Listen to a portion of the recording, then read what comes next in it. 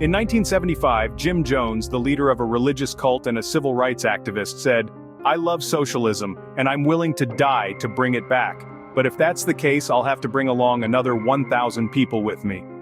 He uttered these words during a sermon at his People's Temple in San Francisco, but no one could have imagined that just 2 years later, those words would become reality, when over 900 people were murdered by Jim Jones. This event became known as the Jonestown Massacre, one of the most horrific mass killings in American history. Hello, it's me, and today, let's explore together why only one person named Jim Jones could orchestrate a massacre that resulted in over 1,000 deaths in Jonestown. Jim Jones, whose full name is James Warren Jones, was born on May 10, 1931, in the state of Indiana, USA. From his youth, he had peculiar interests and a passion for exploring religious rituals. Later on, due to his persuasive skills, Jones gained the trust and adoration of many, even being called a prophet. The more his followers believed in him, the more he indulged in delusions of power and authority. Jim Jones grandiosely proclaimed himself as the savior of desperate souls. In 1956, Jones moved to the city of Indianapolis, Indiana, and founded the People's Temple. In 1966, the temple was relocated to Redwood Valley, California, USA. Initially, the People's Temple aimed to combat racial discrimination, assist the poor, and build a harmonious and loving community. This attracted many followers, especially African Americans and the impoverished. However, the humanitarian purpose of the temple gradually eroded as Jones changed his focus. He aspired to expand his movement beyond the borders of the United States to avoid scrutiny by the U.S. government. In 1971, Jones moved the headquarters of the People's Temple to San Francisco, and the number of followers grew to 5,000. Many of them obeyed Jones's directives, congregating and living together in a secluded environment. Jones found a remote area in Guyana, South America, which he deemed suitable for his plans. In 1973, he leased land in Guyana and sent workers there to explore the jungle. Due to the need to transport all materials there, the construction progress was slow. In 1977, Jonestown had only about 50 residents, and Jones was still in the United States at that time.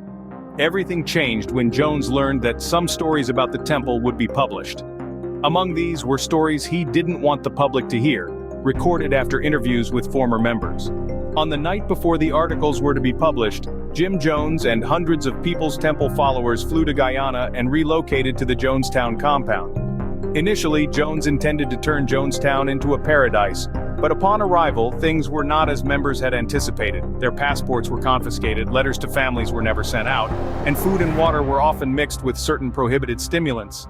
Due to limited space, many rooms became overcrowded and cramped. Cabins in Jonestown were segregated by gender, separating married couples. Jones also preached that sexual openness would create a closer connection to the divine.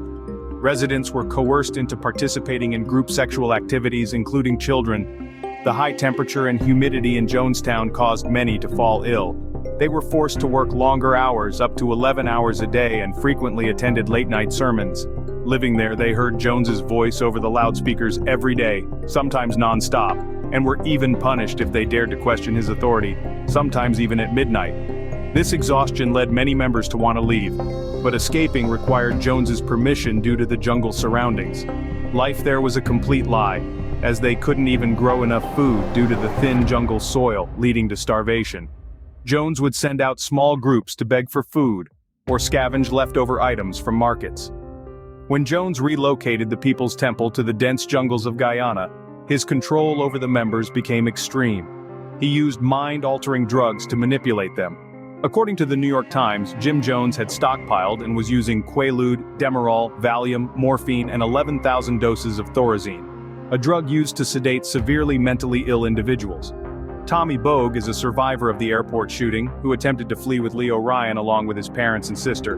Unfortunately, Tommy's sister did not survive and perished in Jonestown. He represented the children in Jonestown, as joining the church wasn't his decision. He had attempted to escape Jonestown a year before the mass killings with his closest friend. They stole some food from the kitchen and planned to head to Venezuela, both being only 16 at the time and terrified, not wanting to die. They ventured into the jungle, but as night fell, they couldn't see anything. So they had to return to the main road, where Jim Jones's guards apprehended them and brought them back to Jonestown. where they faced severe punishment. Upon hearing about the events at Jonestown, U.S. Congressman Leo Ryan decided to investigate. He arrived in Guyana with his team of journalists, and a group of relatives of the WHO were staying in Jonestown. Ryan was keen to investigate after hearing stories from a friend and former temple members reporting complete cutoff from their families while living there. Ryan also received letters from Deborah Layton, a Jones aide who sought refuge at the U.S. Embassy and recounted what had happened at Jonestown. When Congressman Leo Ryan arrived, he was warmly welcomed by the residents there, as well as Jim Jones. They sang and danced together joyfully, but all of it was a facade. Jim Jones had trained and rehearsed all the residents for weeks to receive Leo Ryan and the journalists the way he wanted. While the truth was that the residents were starving, Jones would send his trusted lieutenants around the settlement to train the residents to answer questions like, "What do you eat every day in Jonestown?" And the residents would have to answer that they ate lamb, chicken, and steak every day. They had to rehearse this every day for weeks, which truly deceived Ryan. He truly believed that the people living there were very happy, and everything was completely normal until one evening when a secretly people passed Ryan a note with the names of those who wanted to leave.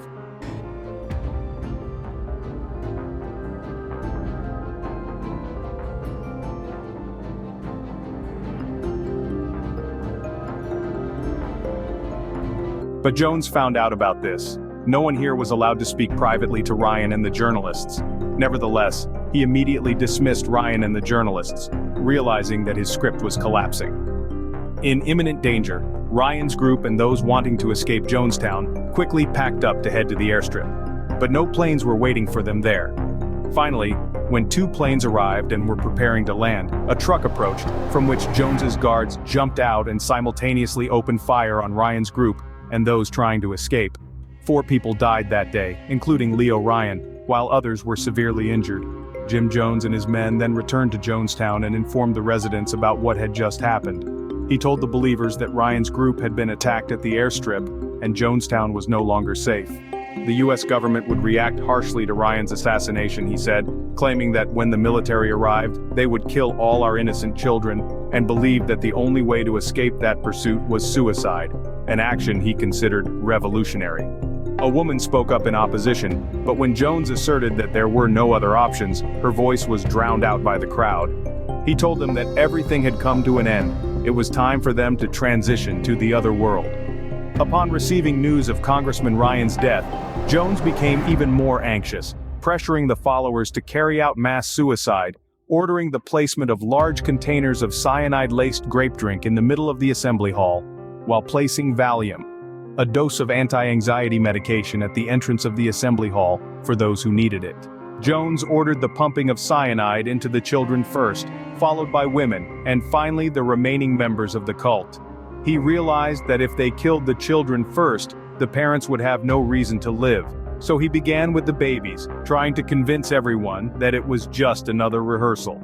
For many of them, it was surreal. They couldn't believe that this man, who had always claimed to have their best interests at heart, actually wanted to kill them, only until they saw the children foaming at the mouth and convulsing. The average time it took for each person to die was about 5 minutes. They thought they were ready to go, but they truly had no other choice, surrounded by guards with bows in front of them and guards with guns behind them. At that moment, Jones was advising them to come forward to drink the poison that would take them to the other world. So survival was never an option that night. Most people chose death with their families, and if they didn't take it, many were forced by guards to inject the poison. On November 18, 1978, a staggering 918 people died, including 276 children. Jones also died from gunshot wounds, but it is unclear whether he committed suicide or was assassinated. Only a small group managed to escape or hide somewhere in the temple compound, and remembering the event, it remains a haunting memory in their lives. There is an audio recording from that fateful day when Jim Jones was persuading the people to drink the poison, truly heart-wrenching. You can hear Jones instructing parents not to tell their children that they are about to die, as it would make them afraid. You can hear the faint murmurs of the children at the beginning of the tape, creating the sounds of little ones, and then you can hear them screaming. You can hear them screaming, "No!" very vividly. That horrific day seems to come alive before me just by listening to that tape. Ultimately, control was paramount to Jones. He tried to control each person's body. He couldn't bear it when people left his church. Jones would fly into a rage. The control and loyalty test for Jones would be, if I ordered you, would you sacrifice your life for me? And this is Creep Factor. Thank you for taking the time to watch the entire video. And if you like this video, please click like, share and subscribe to the channel for more interesting contents.